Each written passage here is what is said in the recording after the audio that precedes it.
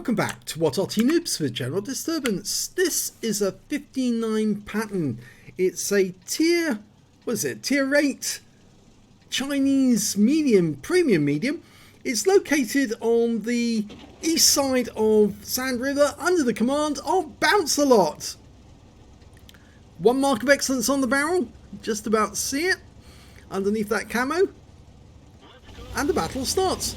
Well, this tank is a bit of an anomaly, and it's famous for what's on top of it. Yeah, the wart.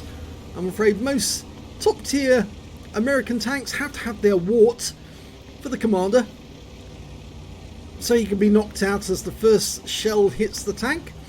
Yep, they always aim for the weak spot. It's a pattern turret on top of a Type 59 tank. Now, he never actually got built, but it's nice to think that the Chinese would take what's best of the American vehicles and put it on their own tanks. But yeah, I think this would be a bit of a mistake, because although the pattern turret is rather good, that barnacle sitting on top, its wart, is not very good. And he gets his first shot into an Indian Panzer. Now the gun, which is quite good actually, it's a decent 90mm doing 240 alpha, penetrating 212mm of armour. And I'm taking control of the camera because unfortunately Bounce a Lot has got a very, very bad habit. Yes, he zooms in and zooms out on a regular basis, and it makes some of the people watching the videos seasick. They've actually told me so. So yes, I'm going to have to control the camera and only let him have the camera back when he's about to shoot at an enemy. Nice shot! Long range on that charioteer. And again! Excellent. Charioteer's not feeling too happy because I don't think he can see us. And again, one more and he's toast. One shot. Nope, didn't get it this time. Oh, he's just spotted another one, the T-34. Oh, just got hammered. He was being spotted by the Indian Panzer, so unfortunately he's going to have to come down from that height. A lot of people do actually like going up there because it's actually quite a good place to shoot from. Until, of course, you get spotted. Then it's a very bad place to be shooting from.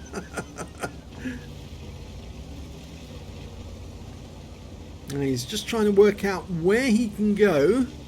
I think he's going to pop up here again, back where he was originally, and see if he can get shots on that Indian Panzer. Return the favour. There you go. Shoot at me, would you? Oh yes, gets the kill. Well, your game is over. Back to the garage for you.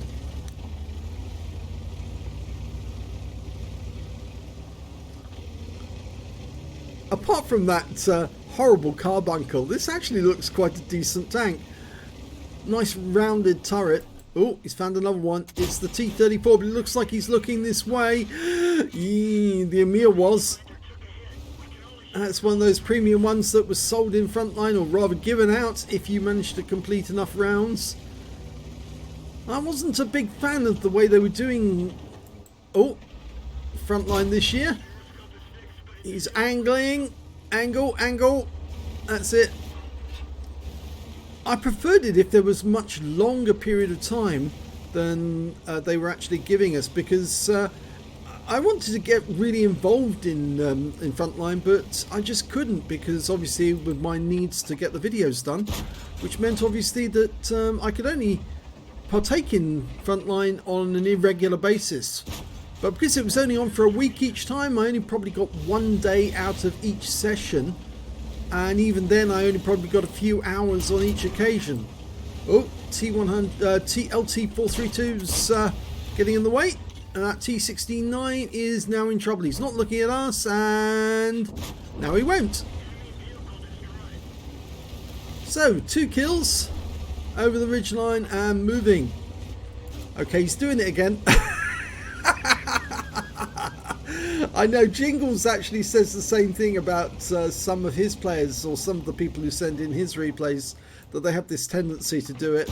Oh, the nice side, the weak side of a Lurva. Yeah, very nice of him to actually give us that. but now he's hiding behind the rock. So I think you ought to move up. Yeah. Okay, so Charioteer. No. Borsig. No. Going back to the Charioteer. Just see him. Oh, wipes out. Okay, Borsig is spotting us. Get low, get low, get low. That's it. Oh, God. Yes. For a moment, I thought he was about to be on the receiving end of a 128mm shell, or even worse, a 15cm shell. Okay, so now he's going to turn the tables on the Borsig. Puts one in. Oh, very low hit. That must have hit something hard, which is surprising because there's not a lot hard on the Borsig, but the second round finishes him off. Okay, moving on. There's not that many enemies left. In fact, there's only one. It's the TS5, and he's down in the riverbed. And we've platooned with an IS-3, which means so long as the IS-3 stays alive, we've got a brothers in arms on this game. Or rather, Bounce-A-Lot has. But he's going down there. He wants that last kill. We're capping. I don't know why people want to cap at this stage in the game when there's only one left and you've got overwhelming numbers. Mind you, that Scorpion just tried to jump on the TS5 and now the IS-3's tried to do the same. Oh, you silly man, you're throwing away a brothers in arms just for getting the honour of the last kill. Well, go to it. Yeah. Bounce-A-Lot gets it instead. And the LT-432 rams him for having the impertinence to take that last kill. Okay, let's have a look at the end of battle stats.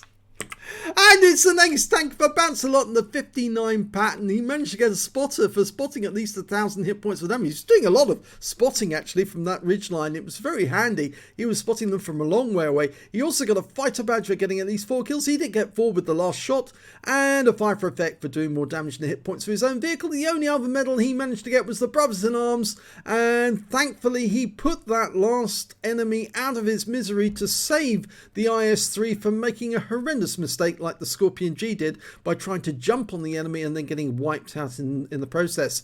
But yes, let's have a look at team score.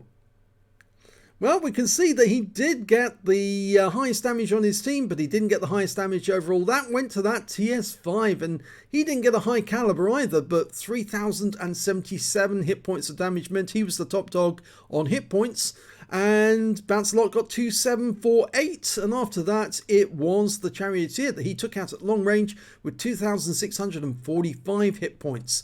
When it came to kills, it was Bounce-A-Lot with 4 kills in that one. 3 kills to the IS-3, 2 to the M40, the Scorpion and the TS5. When it came to base XP, he's top on that one. 1,259 base experience points, 810 to the Carnarvon, 738 to the Charioteer. He fired 19 rounds, got 14 direct hits, 12 penetrations, 1 splash. Damage of 2,748 hit points, of which 2,168 were at more than 300 meters. He received 2 hits from the enemy, both of them were penetrations, yet unfortunately they were good shots by the guys who fired them in. I think that was, if I remember correctly, the Indian Panzer was one of them, T-34 was the other, and yes, they did get some very accurate shots right up onto that ridgeline. 1 enemy vehicle spotted, 7 enemy vehicles damaged, 4 killed, and 2,710 hit points of spotting assist in that game, so he was a lot of help to his teammates. 71,908 credits earned from the battle, and after repair and ammunition resupply, took away 94,823 credits, and that's because he didn't touch the premium ammo at all during that game. He just didn't need to, because this gun actually does have decent penetration as it stands. 1,259 XP from the game, times 2 for the first victory, got 189 because this is a premium vehicle, took away 3,967 experience points altogether. Take a deep breath. Okay, that's it for Bounce-A-Lot for the moment. A decent battle in the 59 pattern, and apart from that wart, if they could remove the wart, you know, just lock that commander's turret off and say, look, you're going to have to make do with just a flat turret for a change, and stick your head out if you want to see what's going on. If they only didn't have that flat, that barnacle, it would be a very decent tank indeed. In fact, I think the Chinese would have had more sense than to leave that little barnacle sitting on top. They would have actually severed it and covered it over, or at least just put an ordinary hatch in its place, and then that would have made a fantastic tank. But as it is, well, that's what Wargaming put in the game, and they've given it the barnacle, or rather the tumour as everyone calls it, as a target for everyone to shoot at, and it seems to work to level this tank out. But if you enjoyed that replay, please give this video a like and do subscribe to our channel. Hit that little notification bell to get alerted when a new video comes out. We're trying to put as many as we can out every day so that we can reach 5,000 before Christmas. We're currently just over 4,800, I think, now. But, well, we've got at least, was it 22 days to do it in. We'll keep you updated. Thanks for watching.